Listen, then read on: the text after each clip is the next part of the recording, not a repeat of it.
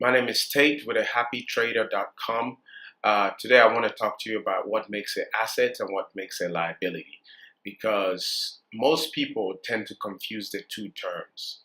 And when it comes to building wealth, this is one of the most important things that rich people do very, very well. Rich people create a lot of assets, whereas poor people and middle class people confuse what's an asset and actually create more liabilities for themselves, and that's how they stay broke. So, with that said, once you understand the difference between an asset and a liability, you start to earn more money, because then your money is working for you. You're creating residual income, passive income, and then you're able to build wealth faster.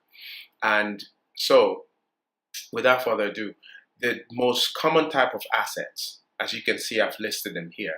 The most common types of assets that you will find a lot of people invest in are stocks, commodities, gold, silver, platinum, a business of some sort, and cash. And then the common things that we confuse, that people, not we, but most people confuse for liabilities, for assets are liabilities like cars, credit card debt, right? Phone. And if you notice, a house is also listed there. Your house is probably one of the biggest liabilities that most people have. And it's a liability that people confuse for an asset.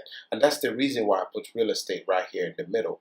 Because a house can be an asset just depending on how you structure it, right?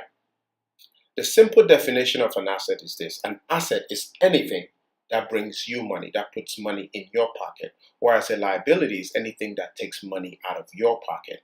And all of these things right here tend to take money out of your pocket, whereas these things tend to put money in your pocket, and that's why they're assets. Now, the difference is how can you make a house into a liability? Let's make this clear, because since this is commonly a liability that people confuse for an asset, a house that you live in, right? A house that you live in or pay for and live in, say you're renting or you bought the house, it's a liability because it's taking money from your pocket. Now, it becomes an asset if you turn the house into a rental property, right? If you turn the house into a rental property, and someone else is living in there and bringing you money, then it moves into the asset category, right? And that's something that wealthy people know very, very well, because they tend to create more assets than liabilities. More money is coming in than it's going out. Like if you look at the example right here of a wallet, this small box is a wallet. Assets bring money inside, right? Right? Money builds up here. Whereas a liability takes money out.